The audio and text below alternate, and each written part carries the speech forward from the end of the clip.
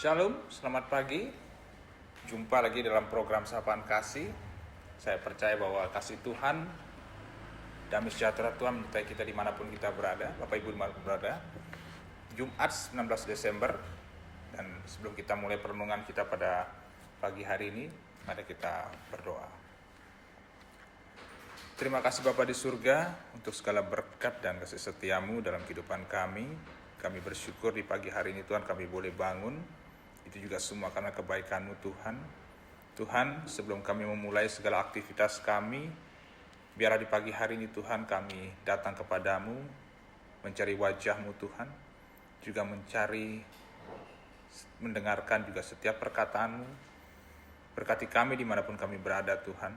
Biarlah Kau mengajar kami Tuhan, dengan hikmat-Mu dan Roh Kudus-Mu menolong kami, agar kami boleh mengerti apa yang menjadi kehendak dan rancangan-Mu dalam kehidupan kami. Berkati hamba-Mu yang akan menyampaikan kebenaran firman pada pagi hari ini. Biarlah hamba boleh menjadi saluran berkat Tuhan. Urapi hamba-Mu dengan hikmat dan Roh Kudus-Mu. Terima kasih Bapa di surga. Di dalam nama-Mu kami berdoa dan mengucapkan syukur. Haleluya. Amin. Bacaan firman Tuhan pada pagi hari ini terambil dari 1 Samuel ayatnya yang kedua, pasal kedua ayatnya yang kedua. Tidak ada gunung batu seperti Allah kita. Lalu dalam Efesus 6 ayat yang ke-10, hendaklah kamu kuat di dalam Tuhan, di dalam kekuatan kuasanya. Pada pagi hari ini saya mulai dengan satu pertanyaan Bapak Ibu. Kalau kita berpikir, adakah di dunia ini atau di bumi ini, atau dalam kehidupan kita, tempat yang benar-benar aman? Mungkin kalau kita membuka di Google atau kita tanya di AI, mungkin negara yang teraman pada saat ini itu kalau tidak salah Islandia atau negara-negara Skandinavia. Dikatakan bahwa negara-negara yang paling aman. Tetapi kalau kita kembali ke beberapa tahun yang lalu, di saat pandemi terjadi COVID-19, kita tahu bahwa tidak ada negara yang tidak bebas dari COVID-19. Dan saya percaya jikalau negara-negara yang tadi kita sebutkan, yang kita lihat, yang negara teraman, pasti mereka akan menutup pintu-pintu masuk dalam negara mereka, agar mereka juga bisa terlindungi dari virus-virus itu. Dan saya percaya bahwa walaupun dikatakan negara teraman, tetapi di situ juga pasti akan mengalami hal yang sama seperti negara kita juga, mereka pasti akan mengalami wabah COVID-19. Itu pertama Bapak Ibu. Lalu kedua, kita tidak tahu bahwa hari ke depan apa yang akan terjadi. Kita sudah mendengar beberapa hal musibah-musibah yang terjadi, gempa bumi, tanah longsor, banjir yang terjadi di Pulau Bali beberapa waktu yang lalu. Kalau kita melihat perkara-perkara itu, kita bisa mengambil satu kesimpulan bahwa tidak ada satu tempat pun di dunia ini yang kita bisa katakan tempat yang aman. Apapun bisa terjadi, apapun bisa kita alami, entah itu kecelakaan, entah itu musibah. Dan pada pagi hari ini melalui firman Tuhan kita diajarkan melalui 1 Samuel ayat pasal kedua ayat yang kedua dikatakan bahwa tidak ada gunung batu seperti Allah kita. Bahwa di sanalah tempat perlindungan yang sungguh-sungguh nyata. Tetapi pada pagi hari ini kita boleh bertanya kepada Tuhan, contoh konkret apa yang bisa kita lakukan di dalam kehidupan kita hari lepas hari kita merasakan perlindungan Tuhan. Kalau ke Bapak Ibu nanti ada waktu di rumah membaca dari Samuel pertama tentang bagaimana lahirnya Samuel, itu bermula dari ibunya, yaitu Hana. Ada seseorang yang pada saat itu adalah seorang wanita yang mandul. Jadi pada saat itu kalau seorang wanita sudah menikah lalu dia mandul, itu seperti mendapatkan suatu kutuk atau dikatakan seperti orang berdosa.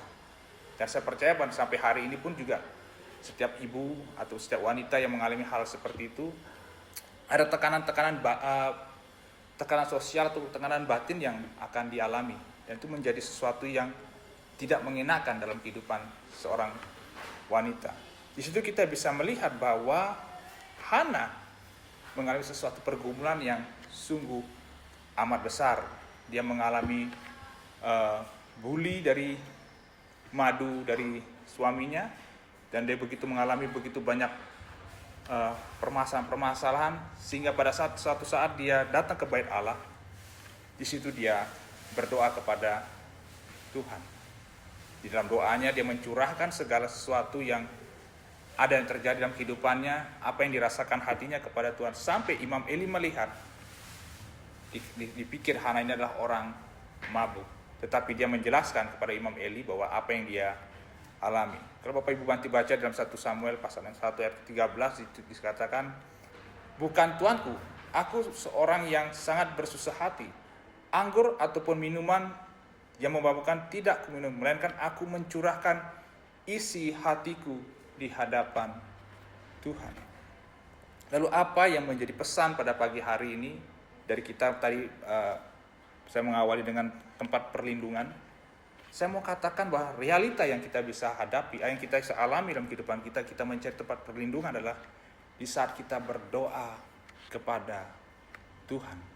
Itu hal yang bisa kita lakukan, kita mencari perlindungan kepada Tuhan. Seperti apa yang dilakukan oleh Hana, dia datang kepada Tuhan, dia berdoa, dan dia mencurahkan seluruh isi hatinya. Jadi pesan pada pagi hari ini pertama bahwa tempat perlindungan yang nyata dalam kehidupan kita adalah kita datang kepada Tuhan, kita berdoa. Saya mau katakan bahwa berdoa itu bukan tempat kita minta atau tempat kita memaksakan Tuhan untuk kita supaya segala keinginan kita bisa dapatkan. Tetapi yang pertama yang kita harus mengerti, yang kita harus lakukan adalah kita harus melakukan satu komunikasi yang baik dengan Tuhan. Ya, salah satu yang dilakukan oleh Hana, dia mencurahkan seluruh isi hatinya. Dia memberikan yang terbaik. Di situ dikatakan dia memberikan nazar bahwa dia akan memberikan anaknya kepada Tuhan untuk menjadi hambanya yang seumur hidupnya. Ada sesuatu yang dia berikan kepada Tuhan dari doanya itu dengan dia mencurahkan hatinya. Itu pertama Bapak Ibu, perlindungan yang nyata yang bisa kita lakukan dalam kehidupan kita adalah pertama, kita hendak dan selalu berdoa kepada Tuhan. Lalu yang kedua,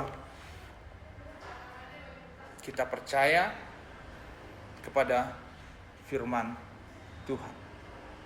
Bapak Ibu ingat tentang dua macam dasar yang diajarkan oleh Tuhan Yesus Kristus.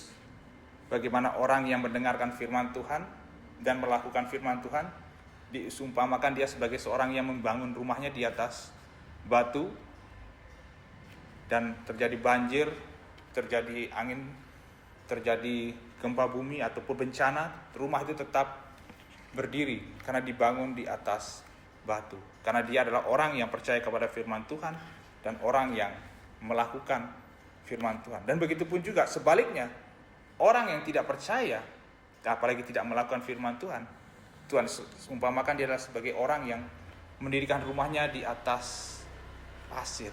Lalu apa yang terjadi?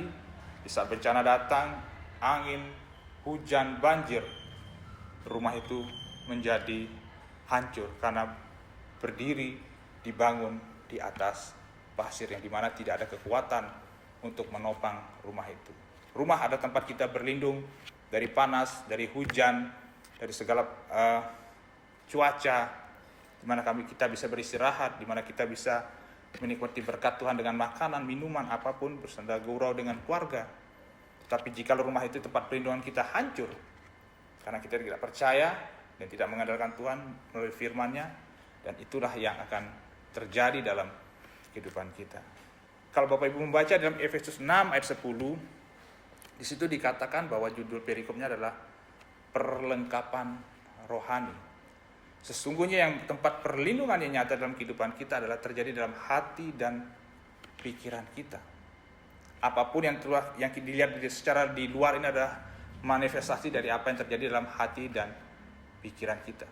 Jikalau pikiran kita tidak diisi dengan firman Tuhan, jikalau pikiran kita tidak diisi dengan janji-janji Tuhan, maka yang keluar outputnya adalah sesuatu yang tidak berkenan di hadapan Tuhan. Maka apapun yang terjadi, perlengkapan rohani itu tidak akan pernah kita miliki dan tidak pernah kita pergunakan dalam kehidupan kita. Sehingga apa yang terjadi Bapak Ibu, kita tidak memiliki perlindungan.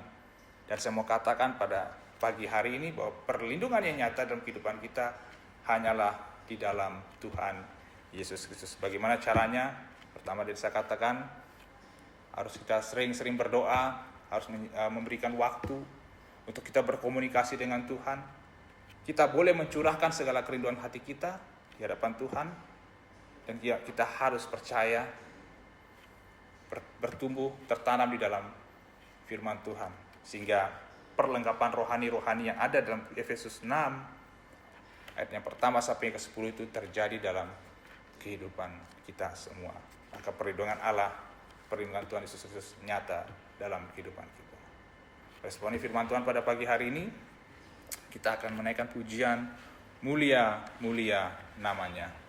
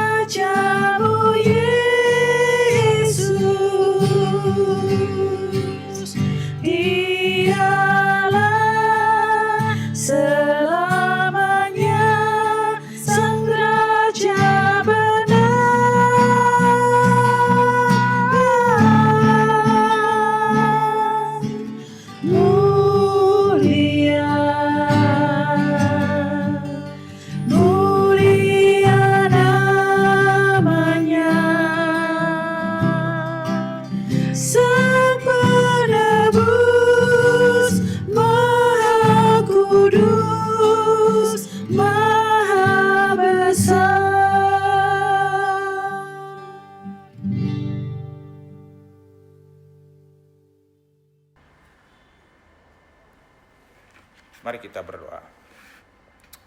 Bapa di surga, terima kasih Tuhan Yesus Kristus untuk segala pengetahuan, segala pengertian-pengertian yang boleh kami terima, bagaimana kami boleh mencari tempat perlindungan yang nyata dalam kehidupan kami, Tuhan. Kami tahu di luar ini, Tuhan, di dunia ini, Tuhan, tidak ada satu tempat apapun dimanapun yang memberi kami keamanan, memberi kami perlindungan.